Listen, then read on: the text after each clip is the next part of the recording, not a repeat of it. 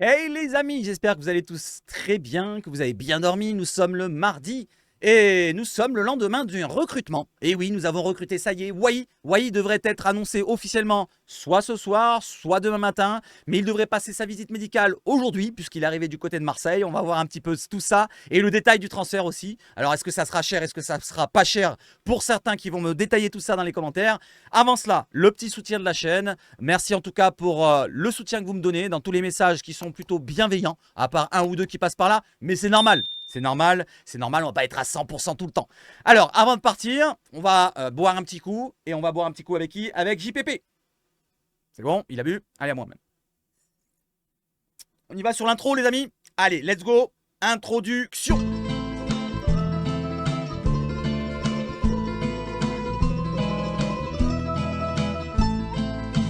Allez, bon anniversaire. Les amis, c'est l'anniversaire. Joyeux anniversaire à Paul Lirola qui fête aujourd'hui ses 27 ans.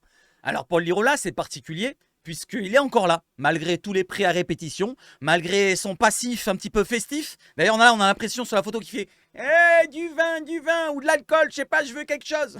On a l'impression qu'il rêve, quelque chose comme ça. Mais en tout cas, Paul Lirola pourrait avoir sa chance avec Roberto De Zerbi. Il l'a connu du côté de Sassuolo, on en a déjà parlé dans les précédentes vidéos. Et pourquoi pas avoir un Paul Lirola surprise de cette année? Est-ce que vous y croyez, vous, à Paul Lirola cette année, qu'il ait du temps de jeu et qu'il reste surtout à l'OM? Parce que c'est pas dit qu'il ne parte pas au dernier moment. Hein. Allez, notez-moi votre avis sur Paul Lirola. On enchaîne avec les petits jeunes. Non, on enchaîne directement avec la conférence de presse. C'est juste après pour les jeunes. La conférence de presse. Hier, on a passé un bon moment ensemble sur Twitch. Et on se retrouve demain, mercredi, à partir de 14h, la même horaire, pour la présentation à partir de 14h30 sur la chaîne Twitch OM officielle de Valentine Carboni l'Argentin, Geronimo Rulli l'Argentin, et Geoffrey Delange, le néerlandais. Ils seront présentés à la presse avec Pablo Longoria qui sera présent et Fabrizio Ravanelli sûrement. Donc, ça fait plaisir. Encore 3 joueurs qui seront présentés d'un coup. Ça durera environ 1 heure. Et on détaillera ça, comme d'habitude, tout ensemble. D'ailleurs, je vous détaille un petit peu sur la fin de vidéo. D'une différente manière, on va passer sur la Provence parce que les petites retranscriptions de la conférence de presse, je ne les ai pas trop appréciées. J'enchaîne. Allez, j'enchaîne. Et j'enchaîne avec quoi, les amis? Avec les jeunes, justement.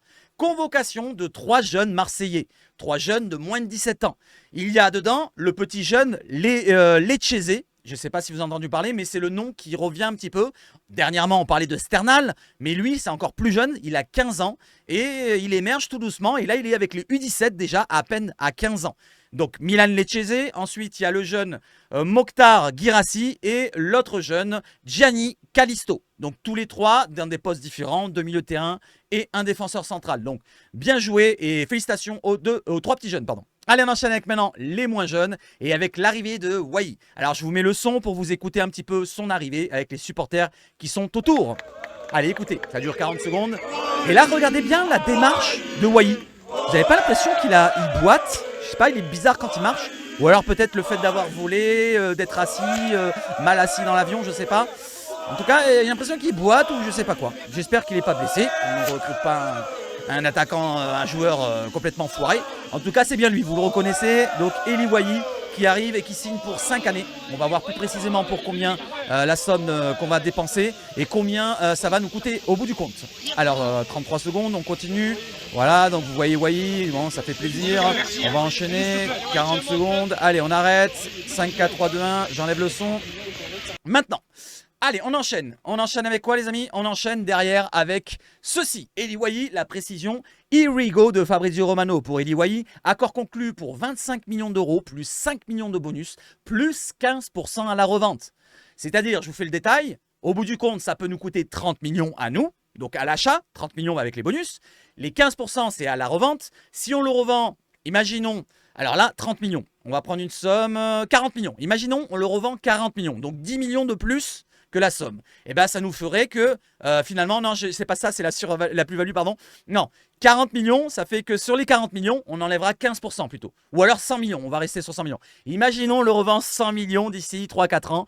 Et bien, ils récupéreront du côté de Lens 15 millions et récupérera que 85 millions dans l'affaire. Voilà, vous avez compris, la revente, c'est 15% de la revente au total. Mais derrière, il y a une petite précision parce que c'est pour ça que je vous en parle. La précision, c'est que du côté de Foot Mercato, eux, ils sont sur la plus-value. Et je vais vous détailler comment ça fonctionne. Wai signera pour 5 ans il a fait des efforts pour accepter le projet de l'OM présenté par Longoria, Benassia et De Zerbi. Par contre, petite croix rouge ou grosse croix rouge, piste Nketiah, terminado cacao. Donc c'est terminé pour l'anglais, il ne viendra pas à l'OM, logiquement. Selon Fabrizio Romano et selon tous les autres médias qu'on va enchaîner derrière. Allez, on enchaîne justement derrière. Le deal d'Eli Wahi devrait se conclure autour de 26 millions cette fois, du côté de Foot Mercato. 1 million de plus 5 millions de bonus. Plus 15% sur la plus-value. Là, c'est plus avantageux avec la plus-value. Par contre, on rajoute 1 million à l'achat. Alors, sur la plus-value, je vous explique. Donc, je reviens au système que je vous avais dit avant. Donc, 31 millions d'euros, vous rajoutez, imaginez-vous, vous payez 31 millions d'euros en total pour l'OM et vous le vendez 41 millions d'euros au bout du compte. Imaginez-vous, dans 3 ans, on le vend 41 millions d'euros. S'il y a 10 millions de plus, sur ces 10 millions de plus qui sont la plus-value, on enlève 15% de ces 10 millions. Donc, du côté de Arsenal, je veux dire, de Lens, pardon, ils récupéreront 1,5 million sur les 10 de plus. Donc en gros, au lieu de récupérer 40 millions, on récupérera 38,5 millions d'euros. C'est plus avantageux que du côté de la revente. Voilà, la revente, on se fait un petit peu, pas enfler, mais c'est un petit peu plus délicat, on va dire, mais c'est 15%, c'est pas vraiment énorme. On avait entendu parler des recrutements avec des 50%, des 40% pour d'autres joueurs, donc 15%, c'est pas vraiment rédhibitoire pour ma part. Pour le transfert, alors je vous donne mon avis, 26 millions plus, ça fait finalement les 30 millions. Voilà, les 30 millions qu'on ne voulait pas atteindre, on les a atteints là, finalement, avec les bonus. Alors, du côté de Lens, ils l'ont recruté pour 30 millions d'euros. On le recrute à peu près au même prix. C'est un jeune attaquant, il n'a que 21 ans, il est international espoir français, il a encore tout son avenir devant lui, il a une dizaine d'années. Je ne prends pas l'extra sportif parce qu'on va aller le voir tout de suite après. Donc si on parle de sportivement parlant, c'est une plus-value qu'on a pour notre attaque. On manquait de solutions offensives. D'ailleurs, Longoria l'a parlé pendant la conférence de presse. Et là, on recrute un attaquant qui a un avenir. Alors certes, certains vont dire « Ouais, il est un petit peu pas assez sérieux dans le football, nonchalant ici, bordel ». On va voir sur les premiers matchs. Moi, je ne suis pas devin. Et si on le voit qu'il fait la même chose du côté de l'OM plutôt qu'il faisait du côté de Lens, eh ben, on le critiquera à ce moment-là. Pour l'instant, c'est un joueur qui apporte une qualité supérieure à nos joueurs qu'on avait offensivement. À part Mason Greenwood, je ne vois pas un autre attaquant qui était supérieur à lui. Voilà ce que j'en pense pour Eli Wahi. Je ne vais pas tout détailler, pardon. Je l'ai déjà assez détaillé dans les dernières vidéos. On enchaîne sur ce dossier-là, justement, avec Eli Wahi et la précision. Avant d'accepter l'OM, Wahi a fait de gros efforts et de gros sacrifices. Alors, sacrifice, c'est un peu gros comme mot. C'est selon Mohamed Toubachter. Il a fait le choix de s'asseoir sur ses primes. Du côté de Lens, il devait recevoir des primes pour un départ. Il a fait le choix de s'asseoir dessus. Ses agents ont fait le choix aussi de s'asseoir sur la prime d'agent que Lens devait payer. Quand même, il a fait des efforts pour venir à l'OM. Donc, ça montre que quelque chose, peut-être qu'il a envie de jouer avec le maillot de Marseille. Parce qu'il avait dit qu'il ne voulait pas jouer avec le maillot de Marseille. Maintenant, il va le porter. Logiquement, si ça se passe bien avec la visite médicale qui est donc précisément prévue pour aujourd'hui, je vous le montre là, Eli Wahi passe à sa visite médicale demain, c'était hier soir, lundi soir, donc demain, aujourd'hui, mardi, matin, après-midi, peu importe, en tout cas ça sera aujourd'hui mardi, et il devrait normalement signer soit mardi soir, soit mercredi matin. Voilà où nous en sommes pour Eli Wahi. Et on enchaîne encore derrière avec le dossier Nketiah. Selon Fabrizio Romano, le dossier Nketiah est terminado, comme je l'ai dit tout à l'heure. L'Olympique de Marseille a également informé Arsenal que le contrat d'Eddie Nketiah pouvait être considéré comme 100% annulé. L'OM n'a pas voulu accepter le package de 30 millions d'euros après avoir vu des offres rejetées, malgré le feu vert du joueur. Accord conclu ou plutôt déconclu. C'est fini pour Nketiah, on n'en parle plus, même si je vais en parler juste derrière parce qu'il y a eu des précisions de certains comptes, voilà, des Guillaume Daquet, alors qui a supprimé son tweet. Alors il faut assumer dans la vie, même si tu t'excuses, si tu me regardes, on ne sait jamais Guillaume, je t'en veux pas. Mais il faut assumer. Si tu t'excuses, il n'y a pas de problème. Mais moi, je me suis excusé pour des vidéos dans le passé, sur l'époque de Ventotm quand j'en parlais, mais derrière, je les ai laissés. Je les ai laissés pour montrer que je suis ridicule. Et c'est pas grave. C'est pas grave. C'est comme ça qu'on devient un homme, qu'on a des poils. Voilà. Guillaume Daquet, donc il faut porter ses couilles. Donc Guillaume Daquet, je t'insulte pas, je fais rien de spécial. C'est juste pour préciser la chose. Les dossiers Eli Wahi et Eddie Nketiah seraient indépendants. Eh ben non. Ils sont dépendants. Puisque là, Eli Wahi vient, mais Nketiah, c'est terminado, cacao. Il n'y aura pas de Nketiah normalement. Selon Fabrizio Romano. Alors moi je prends Fabrizio Romano comme vraiment garantie. Si vraiment il se trompe, Fabrizio Romano, bah félicitations à toi Guillaume Daquet. Mais vu que tu as supprimé ton tweet, eh ben je pense que tu as un petit peu fait le doigt mouillé. C'est bon? Ouais, c'est indépendant. Ouais, c'est indépendant. Tiens, allez hop, tweet, 1000 likes. Oh, c'est sympa. Voilà les amis pour les comptes insiders. Donc je continue. Pour Nketiah, Bournemouth envisage de recruter Nketiah pour remplacer l'attaquant préféré de Joe, si tu me regardes, Dominique Solanke. Donc c'est terminado, cacao, 100% avec un petit peu d'artichaut dessus.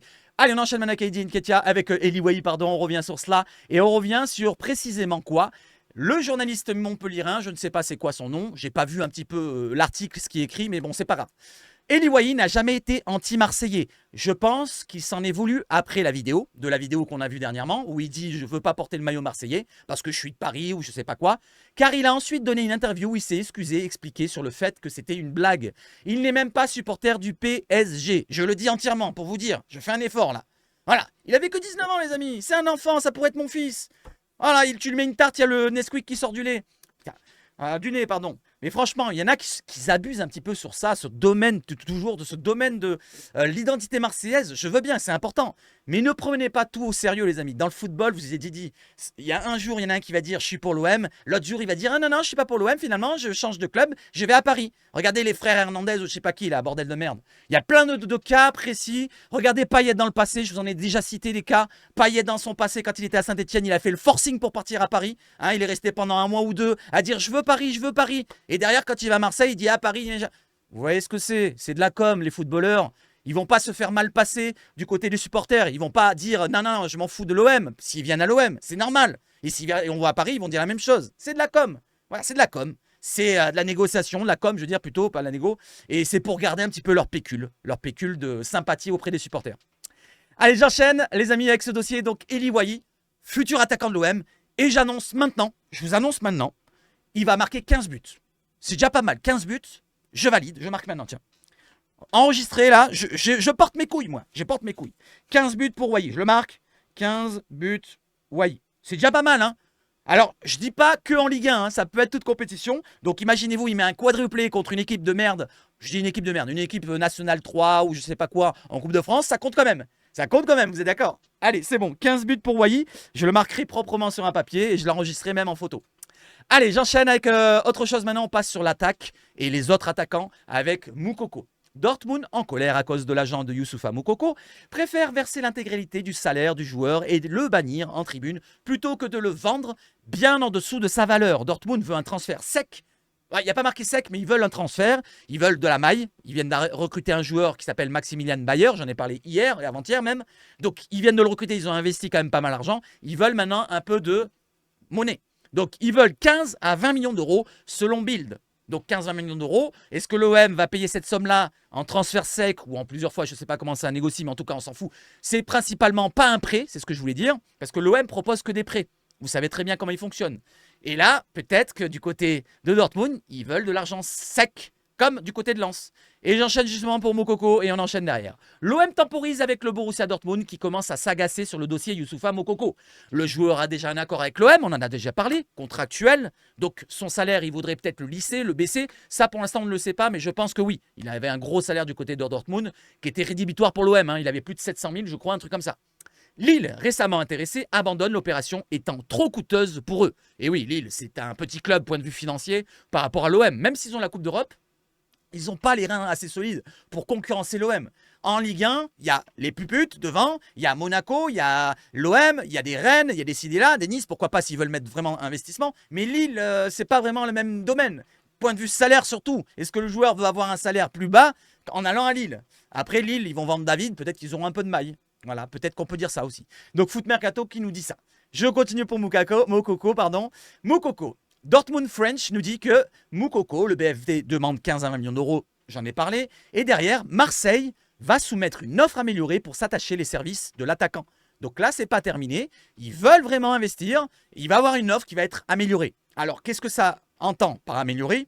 Si c'est un prêt avec option d'achat, peut-être que ça va se transformer en prêt payant avec option d'achat plus petite. Voilà, peut-être qu'ils auront déjà de l'argent à donner du côté de l'OM directement. Ça, c'est peut-être que c'est ça qui va se passer. Je l'espère en tout cas. À 15 millions, franchement, c'est une réelle opportunité, comme nous dit Titinho. Et je suis d'accord avec lui. Voilà, donc on continue sur Moukoko. Non, c'est terminé. Si, c'est pas terminé. Foot Mercato et Santiauna qui nous précise que Moukoko, c'est pour jouer en neuf. C'est pas pour jouer en ailier gauche, comme on a entendu parler. Certes, il est peut-être polyvalent, à un degré moindre. Il peut jouer peut-être dépanné sur le côté gauche s'il y a un souci. Et même permuter avec Wahi s'il est sur le côté gauche. Parce que Wahi peut-être va être mettre sur le côté gauche si on recrute Moukoko. Et Hérault sur un côté. Jonathan Rowe qu'on va parler juste après. Jonathan Rowe qui était un ailier, qui peut jouer aussi dans l'axe, mais plus un ailier de base. On continue justement et on part sur Jonathan Rowe. On y va. Jonathan Rowe. Norwich a refusé une offre de 12 millions d'euros de l'OM pour Jonathan Rowe. L'Olympique de Marseille devrait bientôt revenir avec une proposition améliorée selon le Télégraphe. Donc une offre de 12 millions qui a été refusée. Ils en réclamaient il y a 4-5 jours, je crois. Alors j'ai oublié de le relier, mais je vous le dis comme ça oralement. Foot Mercato parlait de 17 millions d'euros. Ensuite, c'est baissé, j'ai entendu parler des 15 millions d'euros. Donc on reste sur cette somme-là des 15 millions d'euros réclamés par Norwich. Et nous, on a proposé 12 millions. On n'est pas très loin. Vous voyez ce que je veux dire? 12 millions, 15 millions, il y a 3 millions d'écart. Je pense qu'on peut s'entendre. Peut-être qu'une négociation autour de 13, 13,5, peut-être 14 maximum. Je pense que ça peut se faire. Et je vois bien ce transfert se faire. Moukoko, je ne sais pas. Ça tarde un petit peu trop à mon goût, même si c'est plus compliqué point de vue salaire ici et là. Donc celui-là, c'est un joueur de championship. Il aura un salaire un peu moindre par rapport à Moukoko. Mais par contre, en transfert, ça coûte quand même. Ça coûte quand même. Allez, on enchaîne avec Moukoko, avec Jonathan Rowe. Et n'hésitez pas à me dire, hein, est-ce que vous pensez que Moukoko, ça va se faire? Est-ce que vous pensez que Jonathan Rowe, ça va se faire? Lequel va se faire? Lequel va pas se faire, pardon? Et si c'est les deux, vous me mettez les deux. Allez, j'enchaîne avec Jonathan Rowe, qui a été écarté de l'équipe première de Norwich et s'entraînera désormais avec les U21. C'est pas comme on l'a entendu hier que je vous ai relié. Certains disaient, apparemment, il aurait fait un clash, il aurait commencé à être en clash avec le club. C'est pas du tout le cas. Alors certes, il se sent pas très bien du côté de Norwich, mais derrière, c'est le club qui l'a écarté. C'est pas lui qui s'est écarté tout seul en faisant un clash. Voilà, donc certains avaient avancé des choses différentes. Nouvelle offre de l'OM à envisager. Donc est-ce que c'est ces 12 millions d'euros là? Je ne sais pas si c'était avant ou après. En tout cas, il y a une nouvelle offre qui va être faite dans pas longtemps. Ça continue à négocier selon Fabrice Hawkins d'RMC. Donc là, c'est du concret. Donc l'OM va encore négocier pour le transfert de Jonathan Rowe. Donc c'est pour ça que je vous dis, ça va normalement se faire. On a offert 12 millions, c'est 15 millions, entre deux, voilà, un petit 13 millions et demi, et c'est bon. Allez, j'enchaîne sur Jonathan Rowe, et pour terminer, je pense, avec l'équipe qui est plutôt... Alors là, on part sur le négatif, hein. Sur 2-3 tweets qui vont suivre, ça va être un peu négatif. Alors, prenez pas une corde, faites tranquille, buvez un coup, ça ferait du bien, ça ferait du bien. Après le refroidissement sur Nketiah fin juillet, donc on a refroidi parce que Arsenal réclamait 30, 40, 50 millions, je ne sais plus combien il réclamait, mais il réclamait beaucoup trop. D'autres profils ont été étudiés par l'OM. En attaque, on voulait étudier d'autres profils, dont celui de Wai, dont celui de John Duran aussi, l'attaquant venu de Aston Villa. Donc je ne sais plus s'il est colombien, je crois. Jeune de 20 ans, il me semble, ou 21 ans, très très jeune. À fort potentiel, mais derrière ça coûte cher. Il est déjà coté du côté de Transfermarkt à 20 millions d'euros et l'OM ne pouvait pas proposer plus de ce qu'il réclamait. Pour l'instant, ça ne parlait pas d'une somme du côté de l'équipe, mais apparemment, selon eux, il s'agissait d'un dossier trop onéreux, comme tous les clubs anglais qui réclament beaucoup d'argent, comme Nketiah, comme lui, comme Jonathan Rowe. Et derrière, il précise du côté de l'équipe. Et l'OM fait d'ailleurs face au même type d'obstacle sur l'ailier de Norwich, Jonathan Rowe. Alors qu'on parlait juste avant d'une somme entre 12 et 15 millions d'euros qu'il fallait proposer, je pense que Jonathan Rowe, c'est plus faisable qu'un John Duran. John Duran, c'est terminé, hein, on n'en parle plus, mais c'est juste pour vous montrer un petit peu. Du côté de l'équipe, il nous précise que du côté des clubs anglais, il demande beaucoup d'argent. Voilà, que ce soit Championship ou même Premier League, ou plutôt l'inverse, que ce soit Premier League ou plutôt même Championship, parce qu'il vient de Championship, hein, le petit Jonathan Rowe. On enchaîne avec Jonathan Rowe, on continue, parce que c'est pas terminé, et Moukoko.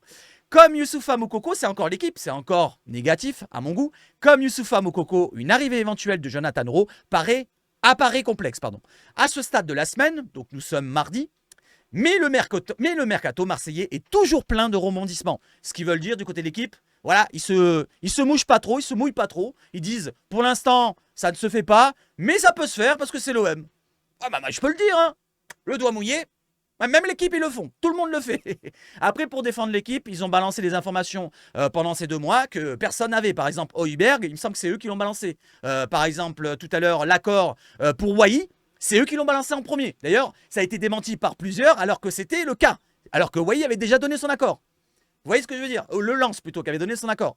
Donc l'équipe se trompe souvent, mais parfois ils donnent de bonnes informations. Comme pour Wai, comme pour Højbjerg, et peut-être pour d'autres, je ne me rappelle plus, mais en tout cas, voilà, quoi, ils travaillent parfois. Là, c'est un peu le doigt mouillé à mon goût. C'est le doigt mouillé. Allez, j'enchaîne avec l'équipe encore qui va encore nous faire chier avec ce tweet-là. Par contre, là, ça fait un petit peu chier, mais ça ramènera de l'argent. Écoutez bien. S'il était considéré comme intransférable au début de l'été, je parle de Bemo Meïté, Rennes a essayé, mais a été climatisé d'entrée. Il est aujourd'hui considéré comme un potentiel partant de grande valeur. Si possible en Angleterre, un marché où il y a des ouvertures. J'ai même pas mis Bemo Maïté dans les noms. S'il faut, certains ne le reconnaissent même pas dans les tweets. Mais moi, je vous le dis, c'est Bemo Maïté. Donc Bemo Maïté fait partie des joueurs qui ont une valeur et qui pourraient partir dans les derniers jours du côté de l'Angleterre. Parce que l'Angleterre, s'ils mettent un transfert, ils peuvent balancer 15-20 millions sans sourciller.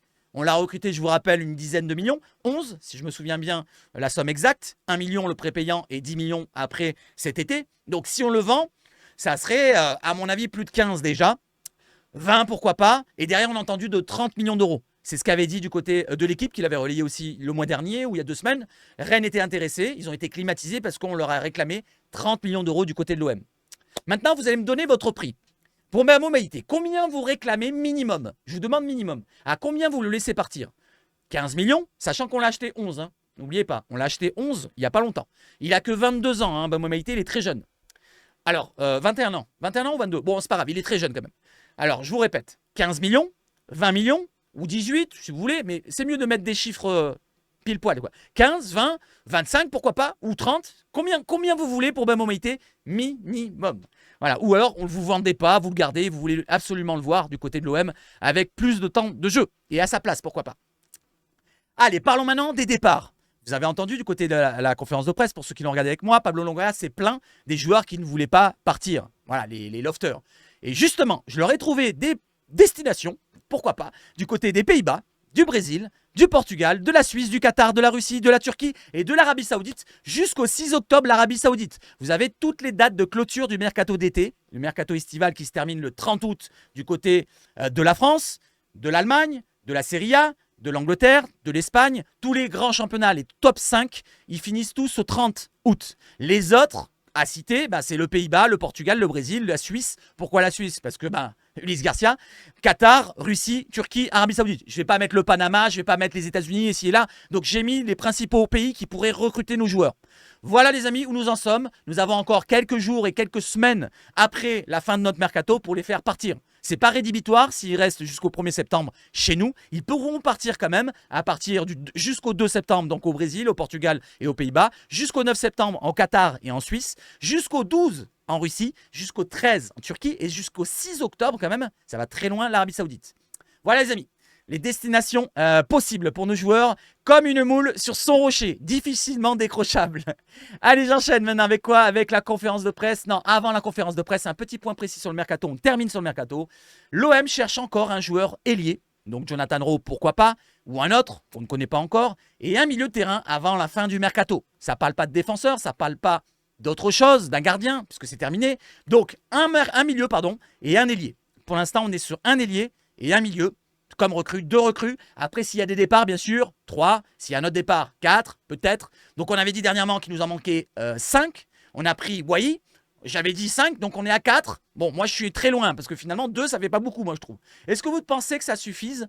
2 recrues. Un ailier, gauche, droite, je sais pas, peu importe, ou polyvalent, comme Jonathan Rowe qui peut jouer à gauche et à droite. Il est polyvalent, hein, il joue autant à gauche qu'à droite. Il est droitier, par contre.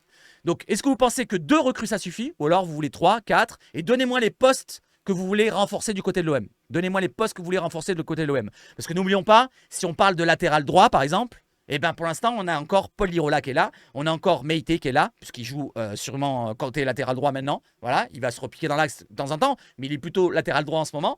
Et on a aussi Murillo qui est revenu de sa Copa, qui a été très bon, je trouve, et qui est pas mal aussi pendant la préparation. Côté gauche, on a Merlin pour l'instant, et c'est peut-être côté gauche que ça a posé souci, même si Cornelius peut dépanner, ou alors Brassier, mais peut-être que ce côté gauche, pour l'instant, on risque d'avoir un petit souci. Ça, c'est à mon avis. Après, au milieu de terrain, oui, il nous en faut un. Au moins, pour l'instant, un. Après les départs, je vous ai dit peut-être un deuxième. Et en ailier, il nous en faudrait au moins un polyvalent, comme je l'ai dit. Après, attaquant, si on prend Wai avec Faris, faudra voir si on fait Moukoko derrière, je ne sais pas en tout cas. Voilà où nous en sommes pour le recrutement. Allez, on enchaîne maintenant avec quoi les amis? On enchaîne avec la conférence de presse. Avant de partir sur la conférence de presse, un petit mot pour la famille de Marc Bourrier. Donc si vous me regardiez, je ne sais pas, je ne pense pas que vous allez tomber sur la vidéo, mais je vous souhaite... Bon courage, beaucoup de force, mes plus sincères condoléances à toute la famille, à tous les proches de Marc Bourrier, ancien entraîneur de l'OM dans les années 90. C'était, je m'en rappelle, j'étais encore petit, mais je m'en rappelle qu'il avait passé les premiers mois du côté de la Ligue 2, quand on est descendu en Ligue 2, ou plutôt en Division 2 à l'époque, en 94-95. Il était là, il était présent. Voilà, il était là, il était présent. Il avait fait 1 année et demie, je crois, au club. Mais en tout cas, donc c'était un coach qui est passé par l'OM, donc faut le citer et faut faire ce qu'il faut. Voilà, donc grosse force à toute la famille. J'enchaîne maintenant avec la conférence de presse. On revient sur les choses un peu plus légères. Alors, une seconde, vous savez ce que je vais faire? Je vais éteindre ça, je vais rallumer et je vais voir si je peux le lire différemment. Parce que là, c'était dans un format que j'aimais pas. On avance, on va aller sur la conférence de presse. Voilà, voilà. Et ils ont fait un résumé plutôt sympa, je trouve. Bon, on peut pas, c'est pas grave. Alors, je vais vous le lire de cette manière-là, ok? Allez. Retour sur les présentations d'Ismaël Koné, là je lis tout ce qu'il y a en bleu, Derek Cornelius et Pierre-Emile Hochberg. Beaucoup de pression, une question, moi ça me donne le sourire, nous dit Emile Hochberg, c'est Emile Hochberg qui parlait. Allez, je lis à partir d'ici, vous voyez la main? Voilà, suivez la main pour lire avec moi si vous avez envie de lire, sinon vous faites une pause et vous lisez de votre côté. Cet été, comme les précédents, l'OM empile les recrues. Cet été, contrairement aux précédents, contrairement au précédent, l'OM tarde à les présenter. C'est vrai qu'on a tardé à présenter Højbjerg. On a tardé, hein, je vous ai dit tous les jours à chaque fois, et j'ai abandonné au bout d'un moment. Et je me suis dit après le coup, pourquoi pas en faire 2 ou 3 à la fois. Et c'est ce qu'ils ont fait, ils vont en faire 3 à la fois demain aussi. La Ligue 1 pointant son nez, l'Olympique a trouvé la solution pour contenter tout le monde dans un timing serré. Les nouvelles têtes passent 3 par 3 au pupitre. Avant le trio Carboni, Delange, Rouly, ce mercredi, donc on va le passer ensemble, Ismaël Koné, Derek Cornelius et Pierre-Emile Højbjerg ont ouvert le bal hier à la commanderie. Un exercice réussi, chacun avec son style caractéristique. Et oui, ils ont été tous les 3 différents finalement. On a un Koné qui a été plutôt jovial, plutôt léger on va dire. On a eu un Cornelius un peu plus fermé, il parlait étranger donc c'était plus difficile pour lui peut-être, il parlait anglais. Et on avait un Højbjerg qui était vraiment sérieux, à parler du travail, à parler de la perfection, à parler des ambitions. Là, j'aime bien. Je préfère un Højbjerg plutôt qu'un mec, bon, Koné, je déteste pas, mais c'est juste que je préfère écouter un Højbjerg qui est franchement heureux de venir à l'OM et qui aime cette ville parce qu'il ressent que c'est dans le sang à Marseille et même autour de Marseille et tous les supporters qui sont même pas à Marseille comme moi, c'est dans le sang qu'on a l'OM. Voilà, donc ça, j'adore ça pour Højbjerg. Il pense au foot 24h sur 24 comme moi là, regardez, il est pas 21h30, je vous mets l'horaire, regardez, l'horaire qui va apparaître en bas, il est 3h40 et quelques, 3h41, ouais c'est ça. Allez, Koné, un club légendaire. Allez, il nous parle du club de l'Olympique de Marseille, monsieur Koné. Les fines tresses qui reposent sur son front habillent des yeux enjôleurs et un sourire malicieux. Premier renfort officialisé début juillet, mais débarqué tardivement en Provence en raison de sa participation à la Copa América, Ismaël Koné a fait le show au micro. Taquin, le Canadien n'a pas tardé à détendre l'atmosphère en feignant de vendre ses dirigeants. Voilà, il voulait les balancer un petit peu. Et il a dit quoi? Mon objectif? On lui a posé la question. Mon objectif? Alors, Mehdi, en parlant de Bellacia, Mehdi m'a dit de vous dire d'aller vous faire... Non, c'est pas ça qu'il a dit. Il marque volontairement un temps d'arrêt. Non, je vais pas vous dire. Ça va rester entre nous. Rire. Bon, rire, il faut pas le dire, mais... Vous voyez ce que je veux dire. Direct, le natif d'Abidjan, 22 ans, qui aime parler vrai, a crié son partenaire en sélection, Jonathan David, que certains supporters espéraient avant que le dossier Wai ne se concrétise. C'est vrai qu'on espérait tous voir un Jonathan David, on espérait que ce soit le dossier secret. Et bien finalement, il lui a demandé, il lui a posé la question, et écoutez ce qu'il lui a répondu du côté de David. Donc, Ismaël Koné lui pose la question, je lui ai parlé de l'OM, mais il ne voulait pas venir. Ils ont oublié le nœud, mais c'est pas grave, il ne voulait pas venir. Voilà, donc Jonathan David ne voulait pas venir. Voilà, donc à l'avenir, est-ce que Jonathan David, s'il vient dans 2-3 ans, vous allez dire la même chose pour Wai et pour David? Il a dit qu'il ne voulait pas venir. Là, il a dit qu'il ne voulait pas venir. Alors, dans 3-4 ans, si David vient, vous allez fustiger aussi? Non, les amis, je rigole avec vous. À celui qui l'a interrogé sur la blessure qu'il a privé du déplacement à Augsbourg. Donc là, on lui parle de sa blessure. Parce que vous vous souvenez, il avait une blessure à la cheville. Tu voulais pas parler de mon but contre Sunderland? Donc là, il voulait rigoler un petit peu. Entre ces facéties, Ismaël Koné a retrouvé son sérieux, notamment pour expliquer son choix de rejoindre l'institution olympienne. Pour moi, c'était évident. Le coach, Roberto De Zerbi, est un atout supplémentaire, mais Marseille, c'est surtout un club légendaire qui mérite de gagner la Ligue 1 chaque année, insistait-il. Chaque année, c'est comme moi. Voilà, donc Ismaël Koné, si tu restes dans ce domaine-là, un peu comme Chancel Mbemba, voilà, on veut des ambitions, des objectifs et on veut gagner des trophées. Je sais que je ne vais pas être déçu par le Vélodrome. Même les gens d'autres villes disent que c'est top. J'ai hâte, vraiment hâte de vivre dans cette ambiance. À défaut d'être précis sur son retour à la compétition, et il nous dit « J'ai eu un léger problème à la cheville, je suis en soins, mais ça ne va pas me ralentir longtemps. » Donc apparemment, je pense que samedi, on risque de ne pas voir encore Ismaël Koné. Il n'était pas en béquille, mais là, vu comme il l'a dit, j'ai eu un léger problème à la cheville, je suis en soins, il est encore en soins, mais ça ne va pas me ralentir longtemps. Donc ça veut dire que ça va peut-être le ralentir encore quelques jours. Ça, c'est mon avis, hein, je l'extrapole, mais je pense que samedi sera un peu court. Ça, c'est mon avis. Je ne sais pas ce que vous en pensez. Allez, dites-moi dans les commentaires, est-ce que Ismaël Koné jouera samedi ou pas? Moi, je dis non. Moi, je dis non. Après, c'est pas grave. Hein. Il joue, tant mieux. S'il joue pas, qu'il se rétablisse le plus vite possible et à 100%. On veut pas de joueurs à 50% qui reviennent, qui se reblessent, qui repartent, qui reviennent. Vous voyez ce que je veux dire? Pas de Kondogbia. Voilà, on veut un Koné à 100%. L'ex de Watford, là, était un peu plus sur son utilisation cette saison.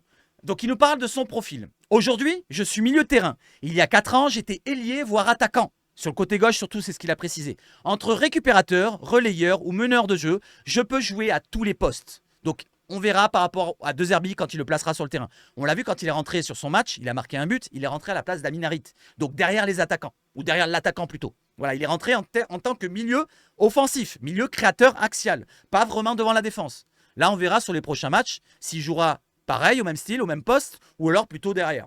Je ne sais pas. Pour l'instant, on verra bien comment ça va se profiler. C'est De Zerbi qui choisira. Cornelius, je mets mon cœur sur le terrain. Donc là, on passe sur Derek. S'il partage la même nationalité et son agent, ils ont le même agent qu'Ismaël Koné, il n'en est pas de même pour la langue. Natif d'Ajax, en Ontario, 5% de la population est francophone, Derek Cornelius, 26 ans, a sorti son anglais pour se présenter. Voilà, il a parlé anglais. Malheureusement, pour ceux qui voulaient l'écouter en français. Sérieux et déterminé, lui n'a pas débordé des traits. Voilà, il n'a pas été dans la rigolade. Je suis très content de rejoindre ce top club. Pour moi, c'est une fierté, une étape supérieure est importante dans ma carrière. Ce n'est pas l'arrivée, mais un point de départ, a-t-il martelé. Le projet est incroyable, des grands joueurs nous rejoignent et on a un grand coach comme leader. C'est un projet à long terme. Bien sûr qu'on aurait aimé disputer la Coupe d'Europe cette année, mais je suis sûr qu'on va s'y qualifier pour la fin de saison, en fin de saison. Le Globetrotter, passé par l'Allemagne, la Serbie, la Grèce ou la Suède, a aussi levé le voile sur le défenseur central, capable de dépanner à gauche, qu'il l'est. Et oui, il va se décrire son profil, un peu comme il a fait Koné juste avant. Je mets tout mon cœur sur le terrain. C'est difficile de dire si je suis quelqu'un d'élégant ou d'agressif. L'important est de s'adapter en fonction du match. Parfois, il faut être prêt à la bagarre. D'autres fois, s'adapter pour contourner un bloc bas. Je suis capable de faire les deux. Donc, il nous dit qu'il est polyvalent dans le système, dans le style de jeu, plutôt le profil. C'est plutôt un bagarreur. Il peut aller au contact, mais il est aussi capable de faire des relances courtes, propres. Il a une petite qualité pour aller sur le côté gauche, pour faire, pourquoi pas, des centres. Et remplacer, pourquoi pas, un Merlin s'il se sent pas bien. Voilà. Voilà pour Cornelius. Maintenant, on enchaîne avec le GOAT. Le GOAT, le leader de notre équipe, je pense, cette année. Ça, c'est mon avis. Hein. Ça va être peut-être, si ce n'est le leader. Je le dis, je m'avance aussi pour Højbjerg. Højbjerg, je pense au foot 24 heures sur 24. C'est le titre. Alors que l'OM mise quasiment toutes ses billes pour rajeunir son effectif, d'ailleurs je vous ai fait la vidéo hier avec les jeunes attaquants, et finalement en rajoutant Wai, la moyenne ne monte pas, on était à 20,57, avec 21 ans pour Wai, ça ne monte pas, hein, ça reste à 65, 70 peut-être, on est moins de 21 ans de moyenne d'âge. Donc peut-être qu'un autre attaquant qui serait un peu plus âgé, je vous ai donné mon avis dans le live d'hier, si vous avez envie de regardez le live sur Twitch, c'est gratuit, mais voilà, donc je ne vais pas le redire ici. Formé au Bayern Munich et ancien taulier de Tottenham, sera la caution d'expérience de cette équipe. Donc en parlant de Pierre-Emile Højbjerg. Alors que l'OM mise quasiment sur des jeunes, on a misé maintenant sur Pierre-Emile Højbjerg, formé au Bayern et ancien taulier de Tottenham, qui sera la caution expérience de cette équipe. Dans un français parfait, le Danois aux origines françaises, par sa mère, a irradié l'assistance de sa classe et sa sagesse. C'est franchement, moi je me suis tu, on dit, oui, et j'ai écouté, j'ai bu ses paroles. Moi, je ne sais pas ce que vous en pensez, mais j'ai bu ses paroles. Si vous avez à l'avenir une conférence de presse avec Pierre-Emile Højbjerg, je vous invite à venir sur ma chaîne Twitch, les amis, et vous allez voir, franchement, c'est un gars qui mérite le détour. D'ailleurs, il a eu un petit peu de souci sur quelques mots en français, mais c'est pas un souci. C'est pas un souci, il est arrivé à se faire comprendre. Je n'ai pas eu besoin de prendre des renseignements en parlant de l'OM. Je connaissais déjà bien le championnat et l'OM. Une très belle histoire, un maillot mythique, le plus grand club de France. Il y a beaucoup de pression ici, et j'aime bien. Ça me donne le sentiment que je suis dans un endroit important. Ça me donne le sourire, même si parfois ça provoque des moments difficiles, avouez le rugueux milieu de terrain. Au fil des discussions, j'ai senti que tout le monde, du président au staff, avait le foot dans le sang. Et ça me rend heureux, car moi aussi, je pense au football 24 heures sur 24. Si tu veux avoir de grandes ambitions, il faut bien travailler, mais aussi penser au foot tout le temps. C'est difficile de dire non à des gens qui s'impliquent autant pour le succès du club. C'est difficile de dire non quand tu sais comment le stade s'enflamme. C'est difficile de dire non à l'OM quand tu aimes le foot comme moi. Donc là, c'est vraiment un message qui vient du cœur. J'ai l'impression qu'il a vraiment dit ce qu'il pensait au fond de lui-même. Là, je ne sais pas si c'est de la com, mais j'ai l'impression que c'était plus véridique que certains joueurs qui passent chez nous, qui ont vraiment le message pour faire passer de la com. Là, c'est vraiment un joueur qui aime le football. D'ailleurs, il avait dit Guardiola. Vous vous souvenez ce qu'il avait dit, ses paroles? Ou je sais plus. Non, c'est pas Guardiola, c'est Mourinho. Il avait dit, c'est un joueur qui mérite le détour. C'est peut-être un des plus gros joueurs que j'ai rencontré. Point de vue qualité technique, on s'en rend pas compte. Il joue très simple. Et surtout, le point important, c'est qu'il s'implique, il s'intéresse à tout. Il n'arrêtait pas de me poser des questions et ça me posait parfois des soucis. Il n'avait pas insulté, mais il avait dit un mot bizarre, je ne sais plus ce qu'il avait dit. Il est un peu embêtant, il est un peu têtu. Voilà, à poser des questions à chaque fois. Et vous le voyez sur le terrain, Pierre-Emile Højbjerg, le premier match, il a mis des directives à tout le monde. Même à Ruben Blanco, qui a 30 ans pratiquement, à un moment donné, il traînait pour faire une relance. Il a fait allez, comme ça.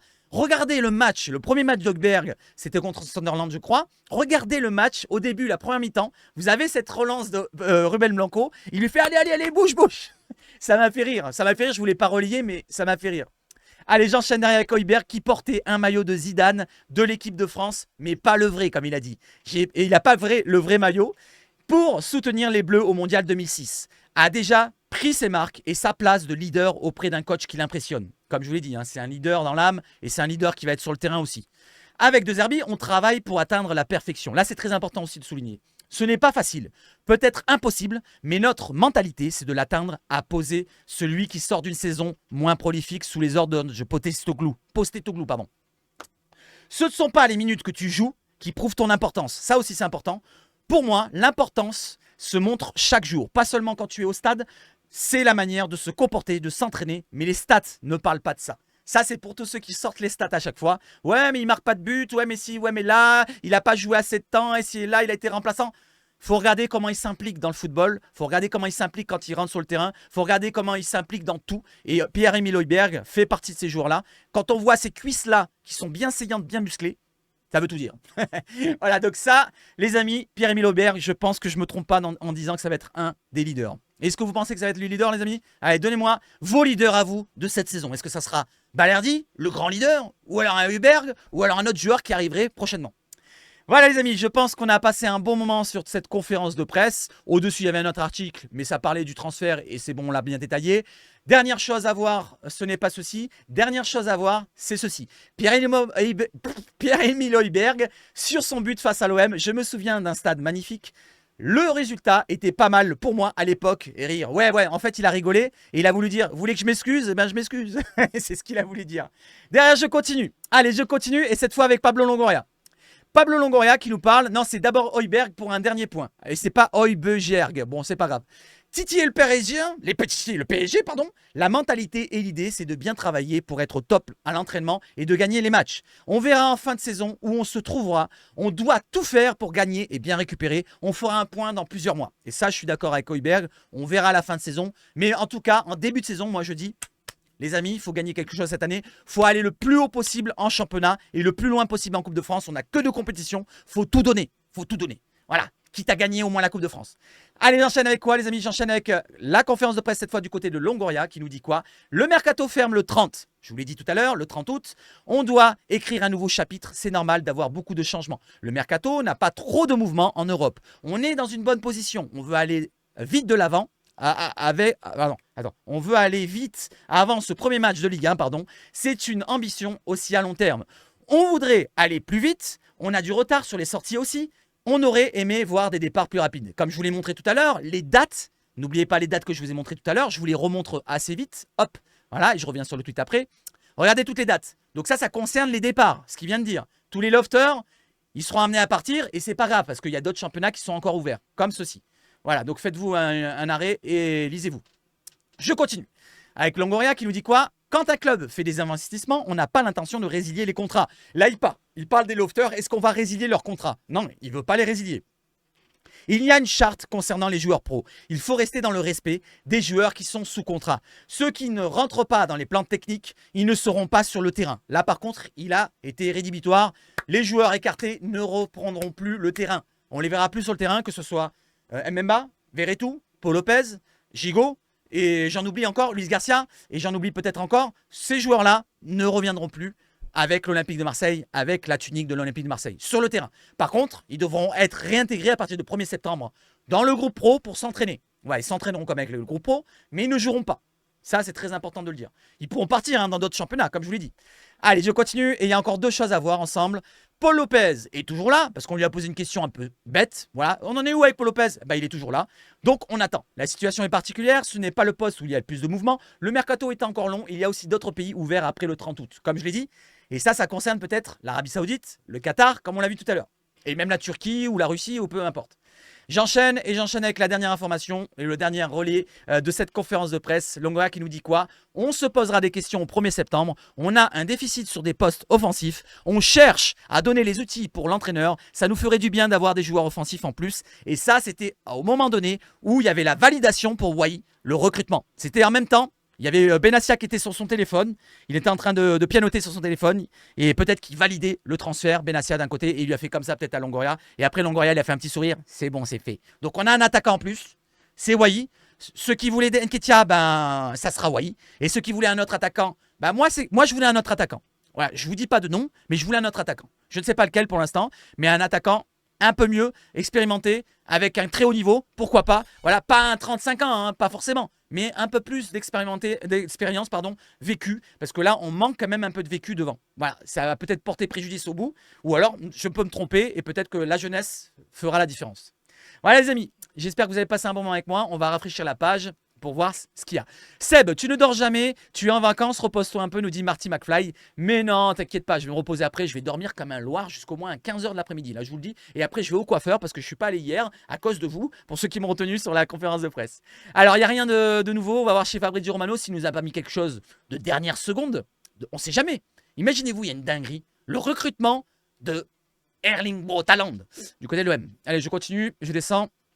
Donc 2 heures, il n'y a rien. Il n'y a rien. On va descendre un peu quelques heures. Je n'ai pas regardé depuis quelques heures chez Fabrizio. Ça, je l'ai vu tout à l'heure. Donc il n'y a rien. Il n'y a rien. Il n'y a rien. Il n'y a rien. Non, il n'y a rien. Le Bayern. Eli Wahi. Voilà. La information sur l'OM, c'est Eli Wahi dans le jet privé pour arriver sur Marseille. Ah, ça fait du bien. J'espère que vous avez passé un bon moment avec moi. On a passé 42 minutes ensemble. Voilà les amis, n'hésitez pas, comme d'habitude, le soutien de la chaîne. Si vous êtes arrivés jusque-là, les amis, le soutien de la chaîne. Alors, je vais vous donner un mot de passe, comme d'habitude. Le mot de passe sera... Je cherche un mot. Chris Waddle. Chris Magic Waddle. Allez, donnez-moi le mot de passe dans les commentaires, les amis. Allez, je vous souhaite de passer un excellent mardi. On se retrouve demain, mercredi matin, pour une nouvelle vidéo de ce style. Ou alors peut-être ce soir, s'il y a une dinguerie qui tombe dans la journée. S'il y a des dingueries qui tombent dans la journée, je vous fais une vidéo. Là, par contre, il n'y a pas vraiment de surprise à avoir. Wai, je vous l'ai cité. Si Wai est officialisé demain, je ne vais pas venir refaire une vidéo derrière. Je vous la ferai pour demain matin. Il n'y a pas de souci. Enfin, demain, je m'entends, mardi soir, je ne vous le ferai pas, mais je vous la ferai pour mercredi matin. Vous avez compris? Allez, vive le foot chez Sabach Foot. On se retrouve soit mercredi matin, soit mercredi 14h. N'oubliez pas, sur Twitch, les amis. Allez, ciao, ciao, ciao. Et allez l'OM!